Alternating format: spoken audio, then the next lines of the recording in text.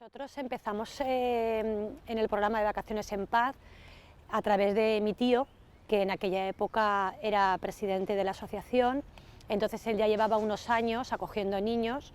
Vivimos la experiencia muy de cerca, nos gustó, a mis padres les gustó, sobre todo a mi madre, y un verano pues se decidió a dar el paso. Mi padre siempre ha llevado el Sáhara muy presente, ya que él estuvo haciendo allí la mili hace muchos años y tuvo que vivir la famosa Marcha Verde. Siempre sintió mucha empatía por el pueblo saharaui y claro, el día que vio a una niña saharaui aquí, aún se le reblandeció más el corazón y pues ¿por qué no? Al año siguiente ellos también quisieron acoger a un niño. Mi hermano de acogida se llama Levita.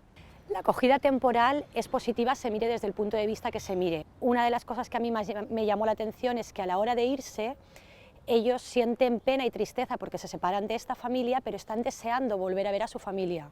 Aunque las condiciones allí no sean las mejores, aunque su vida de allí no tiene nada que ver con esta, pero es su familia y es su cultura, por tanto la añoran y quieren volver.